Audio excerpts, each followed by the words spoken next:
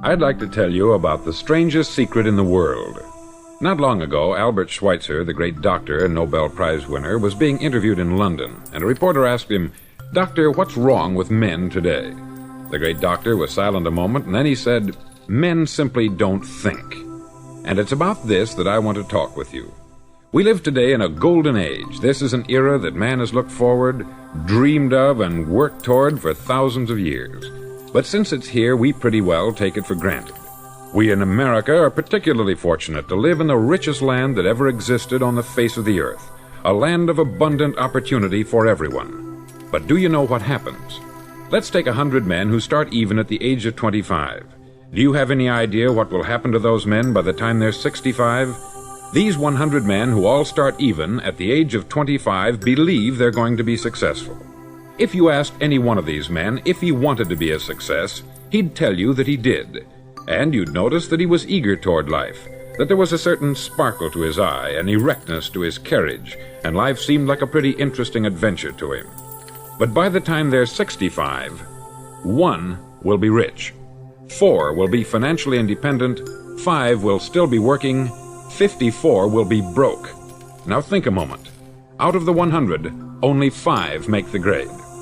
Why do so many fail? What has happened to the sparkle that was there when they were 25? What's become of the dreams, the hopes, the plans? And why is there such a large disparity between what these men intended to do and what they actually accomplished? When we say about 5% achieve success, we have to define success. And here's the definition. Success is the progressive realization of a worthy ideal. If a man is working toward a predetermined goal and knows where he's going, that man is a success. If he's not doing that, he's a failure. Success is the progressive realization of a worthy ideal. Rollo May, the distinguished psychiatrist, wrote a wonderful book called Man's Search for Himself. And in this book he says, "The opposite of courage in our society is not cowardice, it is conformity." And there you have the trouble today. It's conformity. People acting like everyone else, without knowing why, without knowing where they're going. Now think of it.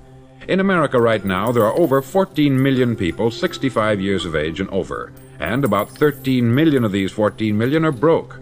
They're dependent on someone else for life's necessities. Now, we learn to read by the time we're 7. We learn to make a living by the time we're 25. Usually, by that time, we're not only making a living, we're supporting a family.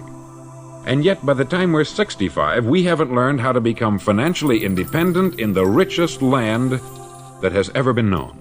Why? We conform. And the trouble is that we're acting like the wrong percentage group, the 95% who don't succeed.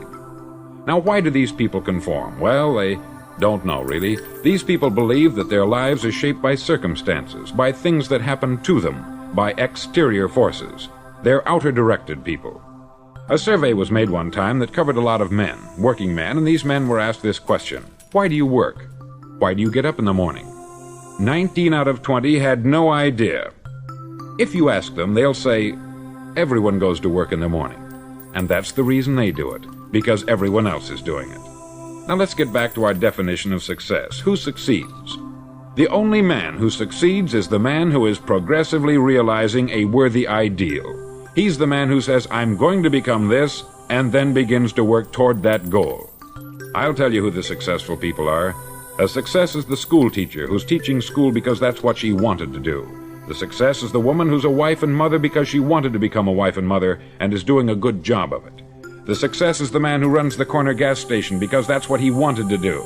The success is the successful salesman who wants to become a top-notch salesman and grow and build with his organization.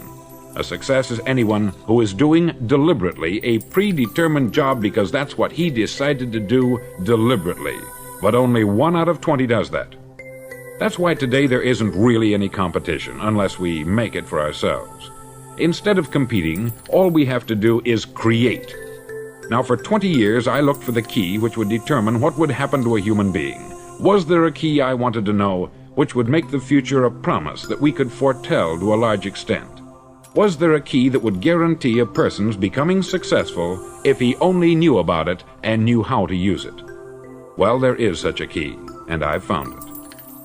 Have you ever wondered why so many men work so hard and honestly without ever achieving anything in particular, and others don't seem to work hard and yet seem to get everything? They have the magic touch. You've heard them say that about someone. Everything he touches turns to gold. And have you ever noticed that a man who becomes successful tends to continue to become successful? And on the other hand, have you noticed how a man who is a failure tends to continue to fail? It's because of goals. Some of us have them, some don't. People with goals succeed because they know where they're going. Now think of a ship leaving a harbor, and think of it with the complete voyage mapped out and planned. The captain and crew know exactly where it's going and how long it will take. It has a definite goal. 9,999 times out of 10,000 it will get to where it started out to get. Now let's take another ship, just like the first, only let's not put a crew on it, or a captain at the helm. Let's give it no aiming point, no goal, no destination. We just start the engines and let it go. I think you'll agree with me that if it gets out of the harbor at all, it will either sink or wind up on some deserted beach a derelict. It can't go any place because it has no destination and no guidance. It's the same with a human being. Take the salesman, for example. There is no other person in the world today with the future of a good salesman. Selling is the world's highest paid profession, if we're good at it and if we know where we're going. Every company needs top-notch salesmen, and they reward those men. The sky is the limit for them. But how many can you find? Someone once said, the human race is fixed, not to prevent the strong from winning, but to prevent the weak from losing. The American economy today can be likened to a convoy in time of war. The entire economy is slowed down to protect its weakest link, just as the convoy had to go at the speed that would permit its slowest vessel to remain in formation. That's why it's so easy to make a living today. It takes no particular brains or talent to make a living and support a family today. So we have a plateau of so-called security, if that's what a person's looking for. But we do have to decide how high above this plateau we want to aim for. Now let's get back to the strangest secret in the world, the story that I wanted to tell you today. Why do men with goals succeed in life, and men without them fail? Well, let me tell you something which, if you really understand it, will alter your life immediately. If you understand completely what I'm going to tell you from this moment on, your life will never be the same again. You'll suddenly find that good luck just seems to be attracted to you.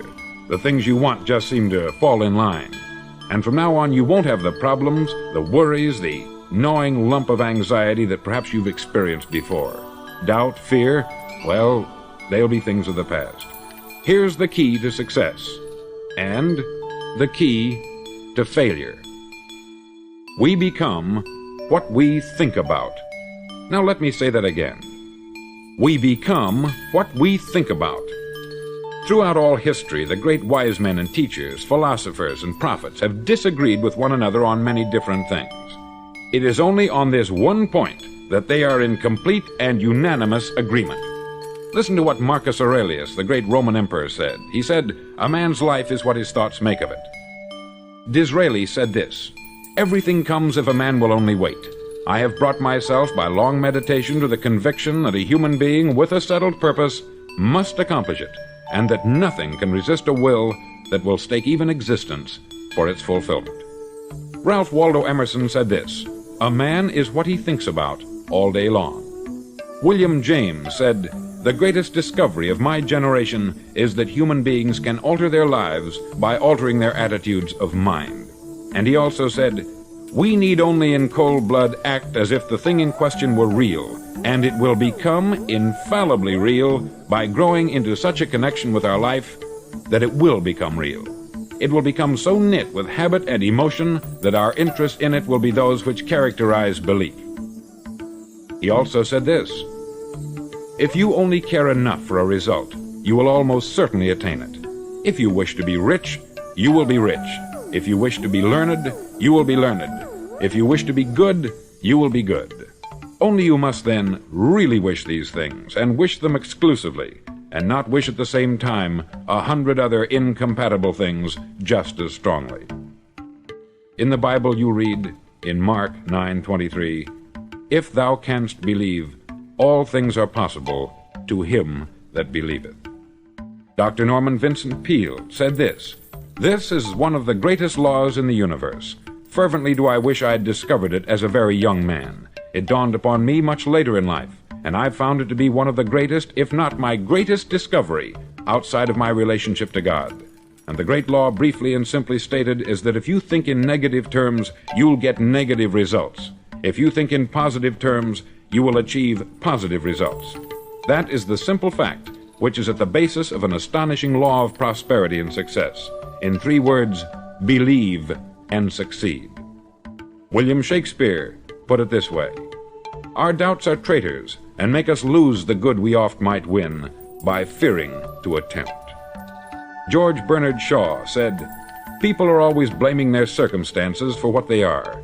I don't believe in circumstances. The people who get on in this world are the people who get up and look for the circumstances they want, and if they can't find them, make them. Well, it's pretty apparent, isn't it? And every person who discovered this for a while believed that he was the first one to work it out. We become what we think about.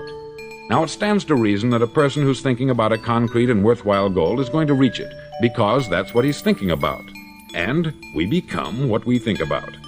Conversely, the man who has no goal, who doesn't know where he's going, and whose thoughts must therefore be thoughts of confusion and anxiety and fear and worry, becomes what he thinks about. His life becomes one of frustration, fear, anxiety, and worry. And if he thinks about nothing, he becomes nothing. Now, how does it work? Why do we become what we think about? Well, I'll tell you how it works as far as we know. Now, to do this, I want to tell you about a situation that parallels the human mind. Suppose a farmer has some land, and it's good, fertile land. Now, the land gives the farmer a choice. He may plant in that land whatever he chooses. The land doesn't care. It's up to the farmer to make the decision. Now, remember, we're comparing the human mind with the land, because the mind, like the land, doesn't care what you plant in it. It will return what you plant, but it doesn't care what you plant. Now, let's say that the farmer has 2 seeds in his hand. One is a seed of corn, the other is nightshade, a deadly poison. He digs 2 little holes in the earth and he plants both seeds, one corn, the other nightshade. He covers up the holes, waters, and takes care of the land, and what will happen? Invariably, the land will return what is planted. As it's written in the Bible, as ye sow, so shall ye reap. Remember, the land doesn't care. It will return poison in just as wonderful abundance as it will corn. So up come the 2 plants, one corn, one poison. Now, the human mind is far more fertile, far more incredible and mysterious than the land, but it works the same way. It doesn't care what we plant. Success, failure. A concrete, worthwhile goal, or confusion, misunderstanding, fear, anxiety, and so on. But what we plant, it will return to us. You see, the human mind is the last great unexplored continent on the earth. It contains riches beyond our wildest dreams. It will return anything we want to plant. Now, you might say, well, if that's true, why don't people use their minds more? Well, I think they've figured out an answer to that, too. Our mind comes as standard equipment at birth. It's free, and things that are given to us for nothing, we place little value on. Things that we pay money for, we value. The paradox is that exactly the reverse is true. Everything that's really worthwhile in life came to us free. Our mind, our soul, our body, our hopes, our dreams, our ambitions, our intelligence, our love of family and children and friends. All these priceless possessions are free, but the things that cost us money are actually very cheap and can be replaced at any time. A good man can be completely wiped out and make another fortune. He can do that several times. Even if our home burns down, we can rebuild it, but the things we got for nothing, we can never replace. The human mind isn't used merely